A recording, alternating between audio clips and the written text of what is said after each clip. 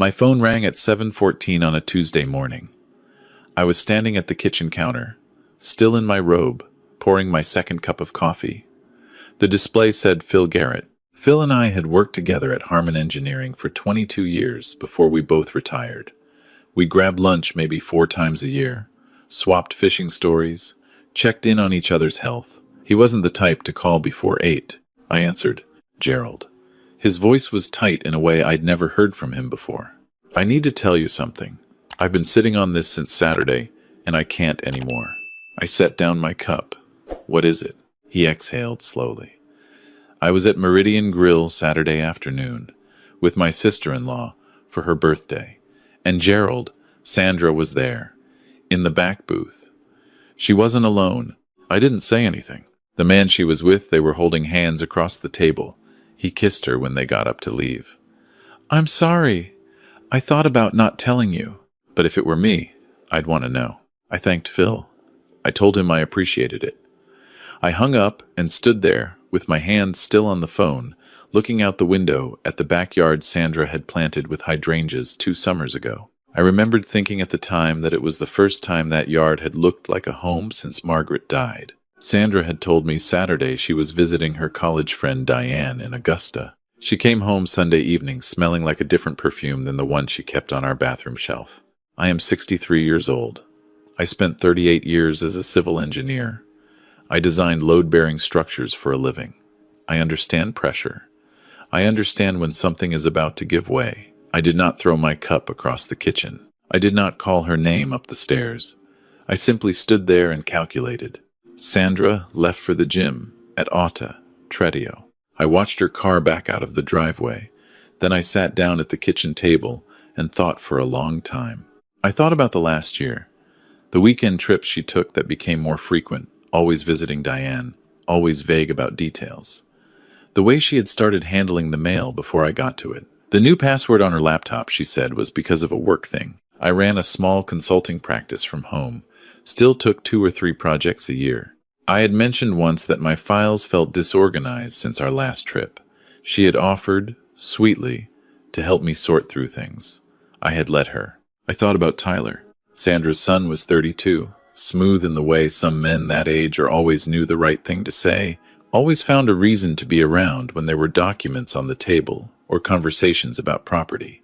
He called me Gerald, never anything warmer. When I married his mother, he shook my hand firmly and said he was glad she had found someone stable. At the time, I thought it was a kind thing to say. I went upstairs. I found Sandra's personal planner in her nightstand drawer, the paper one she kept alongside her phone.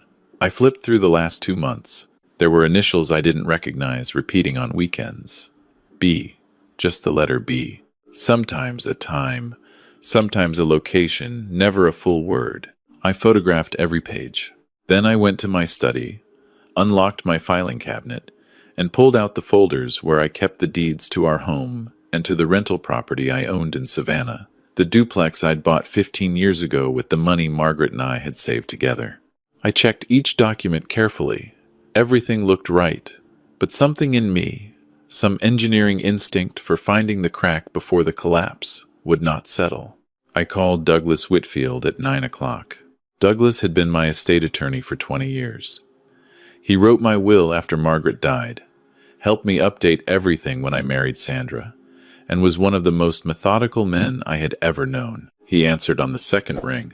"Douglas," I said, "something is wrong.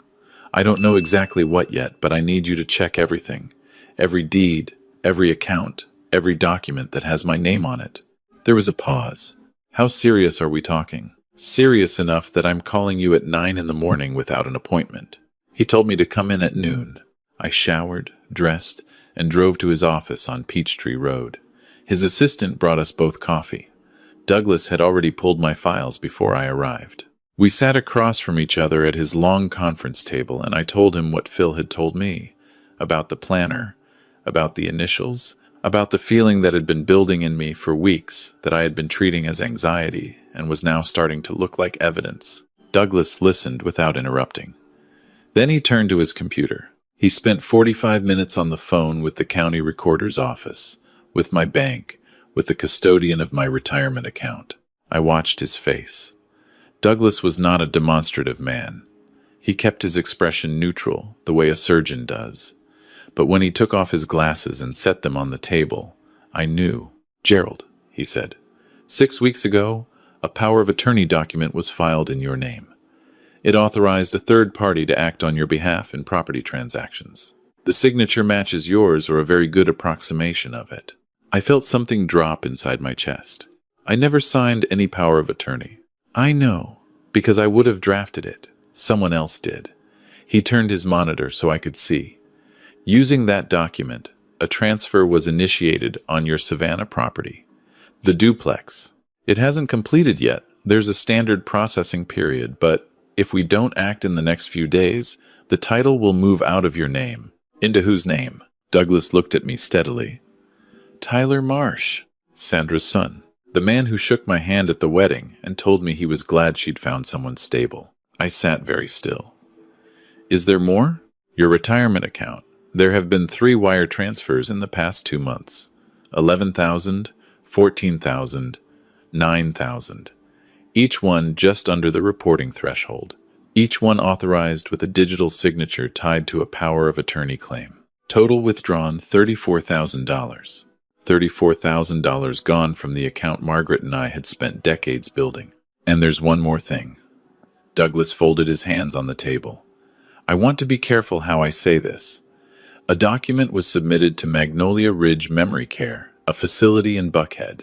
It was a pre-admission inquiry. The form listed you as a prospective resident. It described progressive memory impairment, episodes of disorientation, difficulty managing finances." He paused. "It was signed by Sandra. As your spouse." I stood up from my chair and walked to the window. Below, traffic moved normally on Peachtree Road. A woman pushed a stroller. 2 men in suits talked outside a coffee shop. The world was completely undisturbed. "She's building a case to have me declared incompetent," I said. "That's what the document suggests. If she could establish legal incompetency, she would have grounds to take control of all your assets, the accounts, the properties, everything. Combined with the power of attorney already filed, the picture becomes clear." I turned around. "How long have I been sitting in this, Douglas?" "Based on the filing dates, the plan began taking shape about 10 months ago." 10 months. Sandra had been living in my house, sleeping in my bed, planting hydrangeas in my backyard, and for 10 months, she had been quietly building a framework to take everything I had. "What do I need to do?" Douglas picked up his pen. "First, we file an emergency motion to halt the property transfer. I can have that done this afternoon. Second, we freeze the retirement account and flag all 3 wire destinations for investigation. Third, and this is important, Gerald, you need to see a physician, a geriatrician, today, if possible. We need a certified cognitive evaluation on record to destroy this incompetency claim before it gains any traction." "I'm perfectly fine. I know that. Now we need a document that says so." "What about Sandra?" Douglas met my eyes. "You cannot let her know that you know. Not yet. If she realizes the plan has been discovered, she will accelerate. She may try to have you assessed by her own chosen doctor before you can get to one of ours. She may attempt to move money we haven't found yet. You have to go home tonight and act exactly as you did yesterday." I understood. I had designed enough bridges to know that you don't announce the inspection before you've mapped every crack. I left Douglas's office and drove straight to Emory University Hospital, where I had a long-standing relationship with Dr. Francis Okafor, a neurologist I had seen for routine checkups since I turned 60. I explained the situation to her in 15 minutes. She cleared her afternoon schedule. 3 hours of evaluation, memory, language processing, executive function, spatial reasoning. When she handed me the results, she was direct. "Gerald, your cognitive function tests in the top 15% for your age group. There is absolutely no clinical basis for a diagnosis of memory impairment or dementia. I will certify that in writing, and I will testify to it in any proceeding that requires it." I drove home with that document in my jacket pocket. Sandra was making dinner when I walked in. Chicken piccata, my favorite.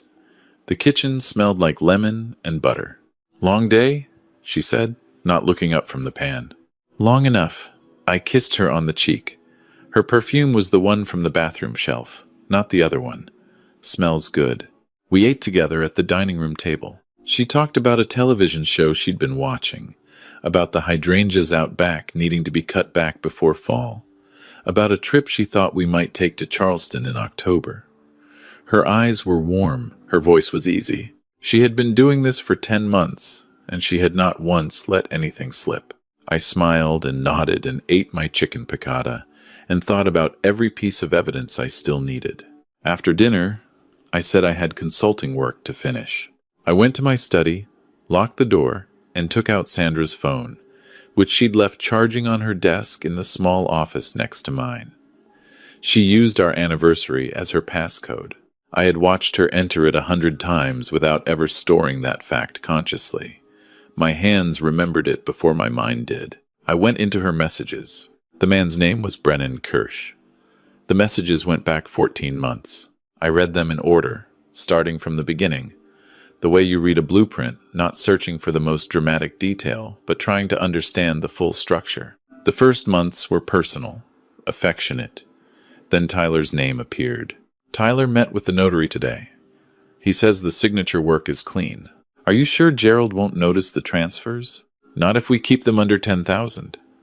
Tyler knows how to space them. He's done this before. I read that sentence twice.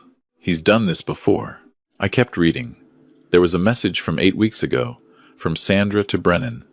The memory care place sent back the intake form. They say they need a physician's assessment within 90 days. Tyler says we should wait until after the property transfer closes before pushing that part forward.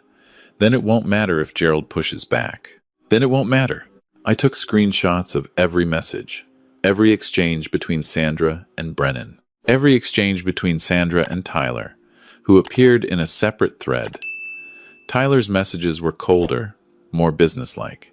He discussed the notary by first name Keith. He mentioned a specific timeline for when the Savannah transfer would be uncontestable. He mentioned 2 other men names I didn't recognize who he described as having used Keith before without problems. My hands were not shaking.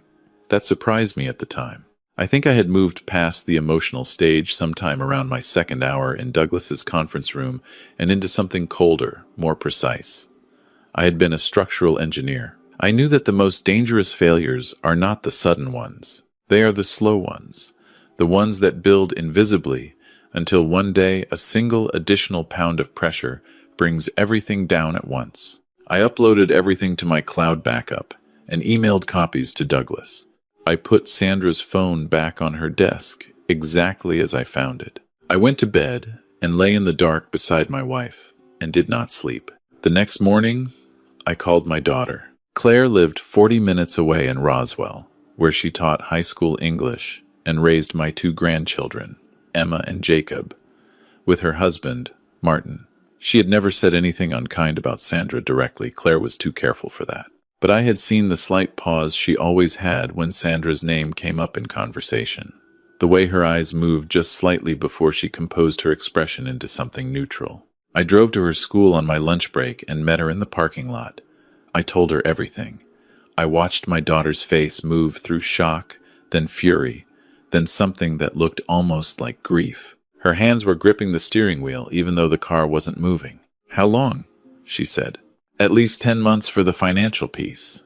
The relationship with Brennan goes back 14 months. Pop," her voice cracked.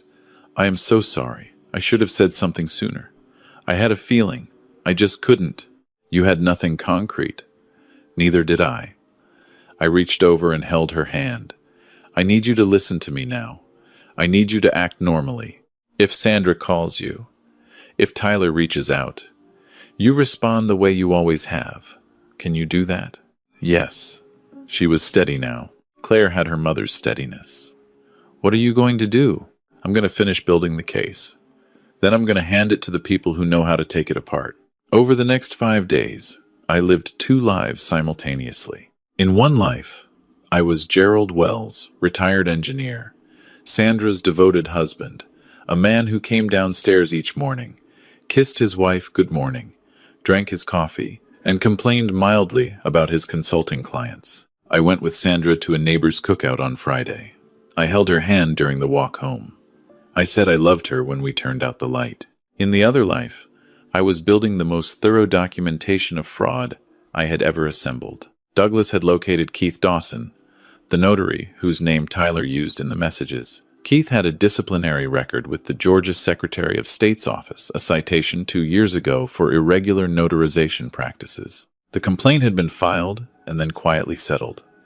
Douglas connected with an investigator named Raymond Cho, a former financial crimes detective who now worked private cases. Raymond spent 3 days tracing the wire transfers from my retirement account. All 3 had been routed through a Shell LLC registered in Delaware under Tyler Marsh's address. On Thursday, Raymond texted Douglas, "Found something. The Savannah property isn't the first. Marsh used the same notary Dawson on a similar transfer 18 months ago.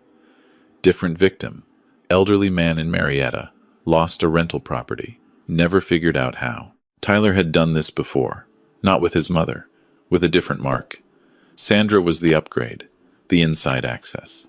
I sat with that for a long time. On Friday evening, Sandra told me she was having dinner with Diane again. She would be home by 10. I said to have a good time. I waited 20 minutes after her car left the driveway. Then I followed her. She drove downtown, not toward Augusta, and parked in a deck off Lucky Street. I parked 2 rows behind her. She walked into a restaurant called The Porter, a dark-lit place with exposed brick and a long bar. I stayed outside. Through the window, I could see her take a seat at a corner table. 5 minutes later, a man in his early 40s arrived, tall, gray at his temples, expensive watch. He sat across from her. She smiled. He reached over and touched her face. Brennan Kirsch. I photographed them through the window. I photographed his car in the deck, the plate, the make and model. I drove home, sat in my study, and added everything to the folder. The next morning, Douglas called. Raymond found the folder. What folder? Marsh carries a physical folder of documents to his meetings with Dawson. Raymond surveilled a meeting yesterday afternoon and managed to get close enough to photograph the folder's label through a coffee shop window. Gerald. The label reads, Wells Estate Coordination. Wells. My name.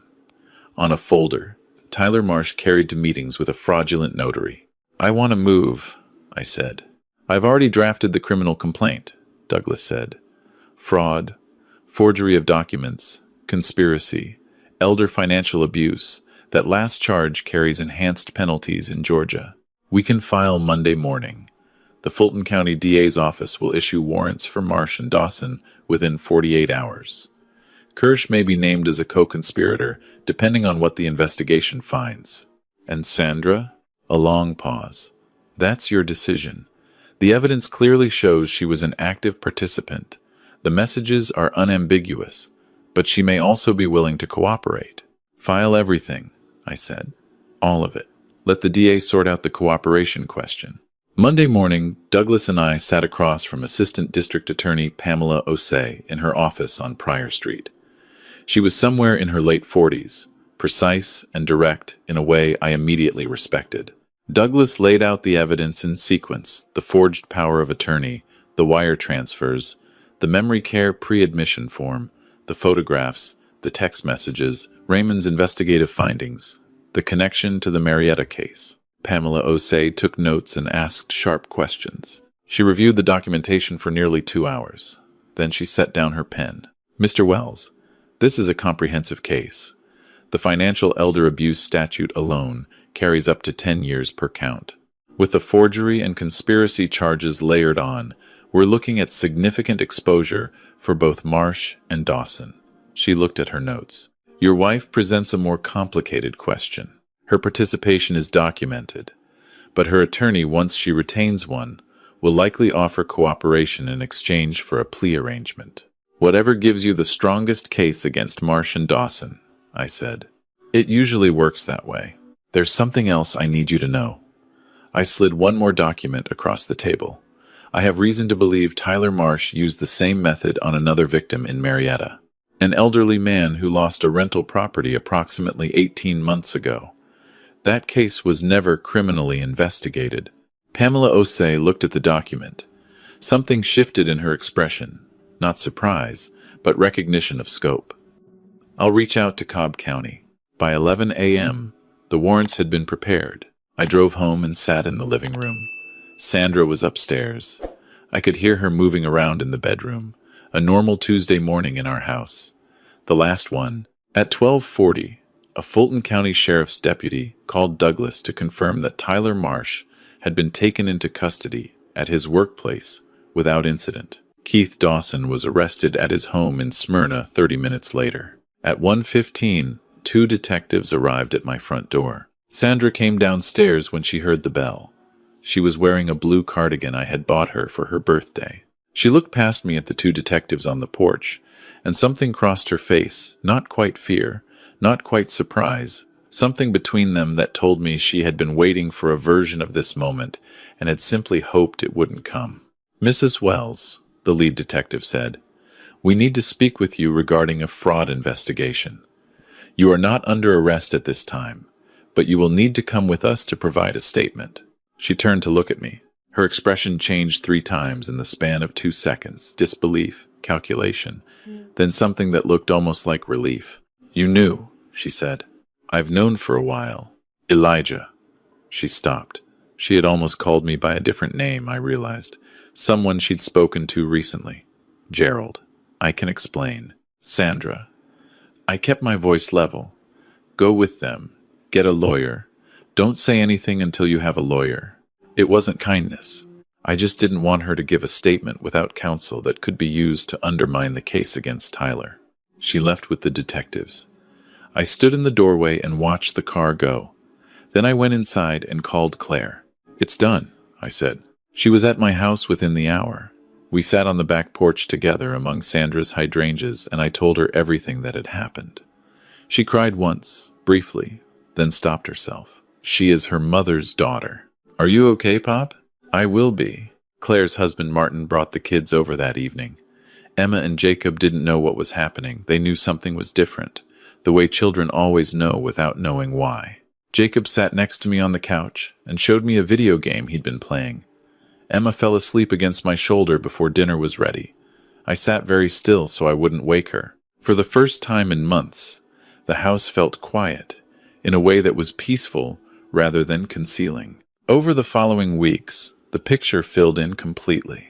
Sandra retained a defense attorney, and 3 days after her initial statement, formally agreed to cooperate with the prosecution. In exchange for a plea arrangement probation, no prison time, full restitution of the wire-transferred funds, she provided a detailed accounting of the entire plan. It had begun, she told prosecutors, when Tyler came to her 13 months ago and told her he was in serious debt, a failed business venture, a lawsuit from a former partner, money owed to investors who were not patient men. He had proposed the plan with Brennan Kirsch, who connected them to Dawson.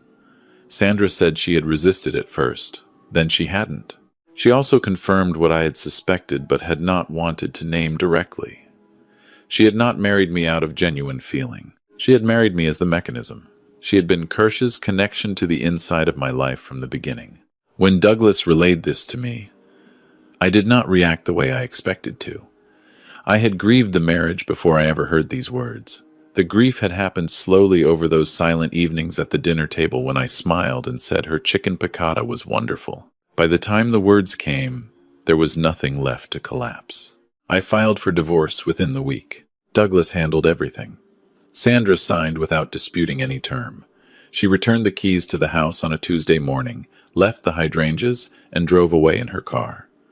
I did not watch her go. The preliminary hearing for Tyler Marsh and Keith Dawson was set for early November.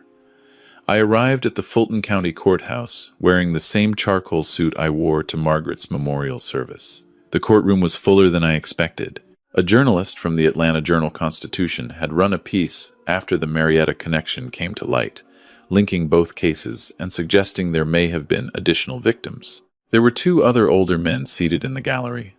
I learned later they were potential victims whose cases were still being investigated. Tyler was brought in wearing an orange jumpsuit, his wrists cuffed in front of him. He looked smaller than I remembered, not in physical size, but in some other dimension. The gravity he'd always projected, that easy confidence, The firm handshake was gone. He looked like what he was, a man who had built his life on finding people who trusted too easily and then taking from them. He did not look at me. Dawson sat at the adjacent defense table, older, heavier, blank-faced in a way I associated with men who have calculated that the only sensible position left is to show nothing. The judge was a man named Clarence Abbott, silver-haired, who had the measured cadence of someone who had seen every kind of human behavior and remained unimpressed by all of it. He reviewed the charges, heard from both defense attorneys Marsh's claimed undue influence from Kirsch, Dawson's claimed procedural errors in the evidence collection, and dismissed both arguments with minimal comment. "There is ample, probable cause to proceed," he said. "Both defendants will remain in custody pending trial. Given the interstate elements and the evidence of similar conduct in a separate jurisdiction, I am denying bail." The gavel came down. Tyler turned briefly in his chair, and for one moment we were looking directly at each other.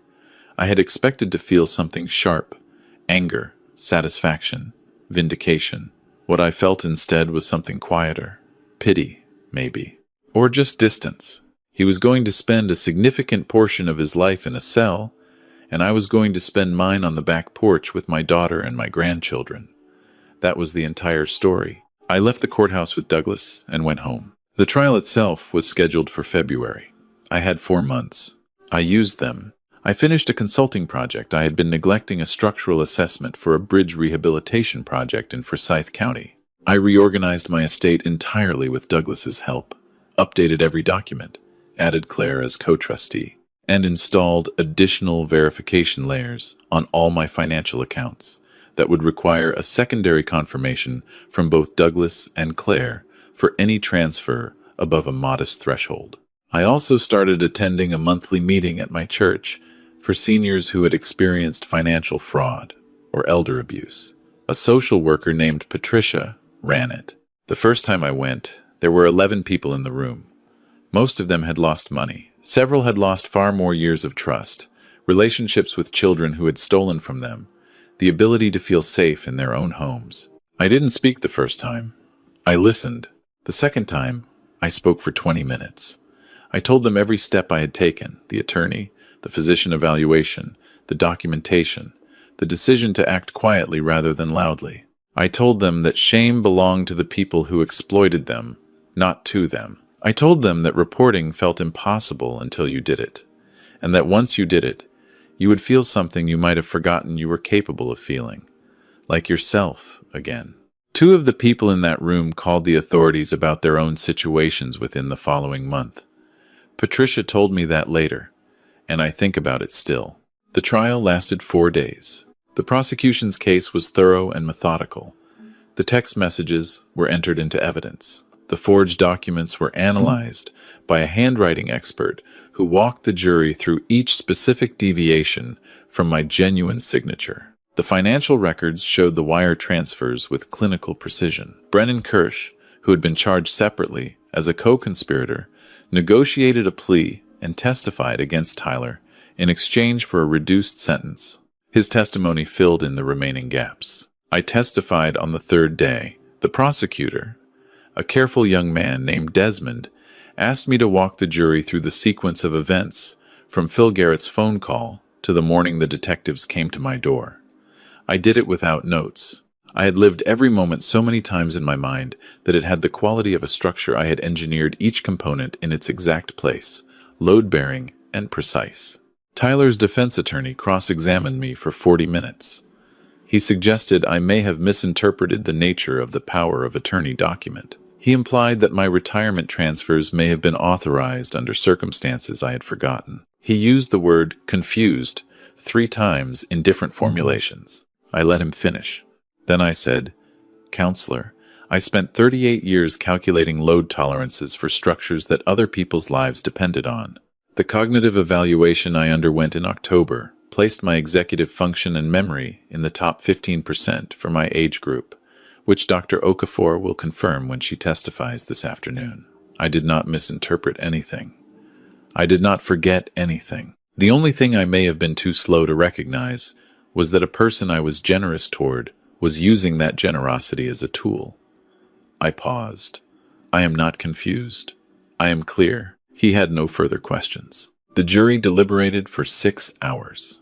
Tyler Marsh was found guilty on all counts: wire fraud, elder financial abuse, conspiracy, forgery of legal documents, and a second forgery count related to the Marietta case, which had been consolidated into the trial. Judge Abbott sentenced him to 16 years in federal prison, with no possibility of parole before the 8th year. He was also ordered to pay full restitution to me and to the Marietta victim, a 71-year-old retired teacher named Howard, who sat in the gallery and wept quietly when the verdict was read. Keith Dawson received 11 years and permanent revocation of his notarial commission.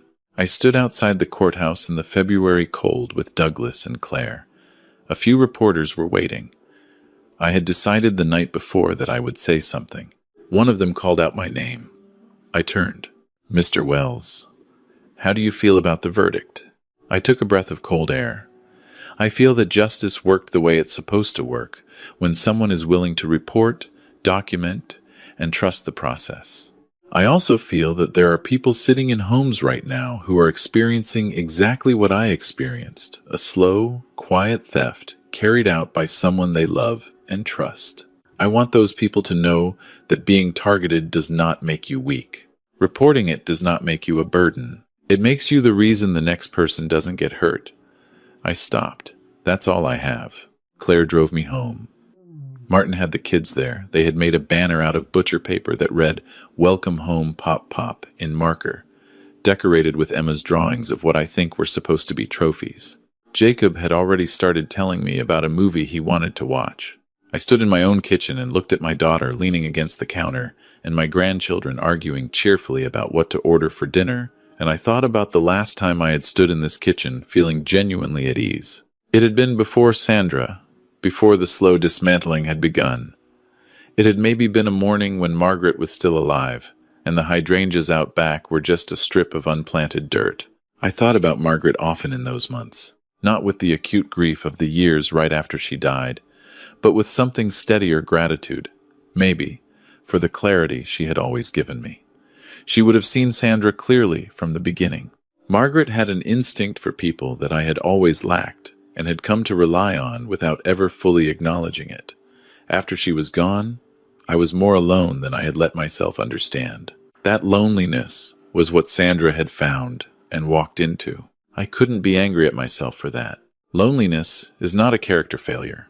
What you do with it is another matter. 6 weeks after the trial, I had the house repainted warm gray, something closer to the color Margaret had always wanted and that we'd never gotten around to. I replaced the furniture in the main bedroom. I left Sandra's hydrangeas in the backyard because they had nothing to do with her anymore. They were just flowers. Claire and the kids came over most Sundays. We cooked together, played games, sat on the back porch, and watched the yard go through its slow seasonal changes. In March, the hydrangeas put out their first new growth, small, insistent green points at the end of each branch. Emma crouched down to look at them and asked if they were alive. "Very much," I told her. I still met with Patricia's group at the church. I had become something of a regular speaker when new members came. I never made it dramatic.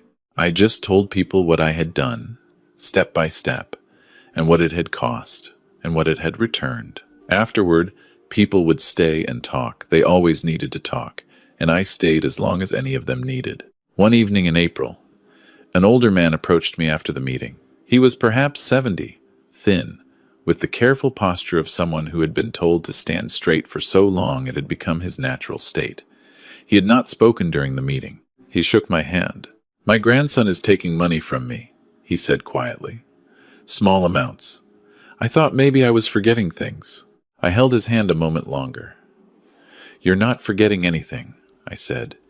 "You just weren't sure you were allowed to say it out loud." He nodded once, sharply, the way a person does when they've finally heard the permission they needed. I gave him Douglas's card. I gave him Dr. Okafor's number.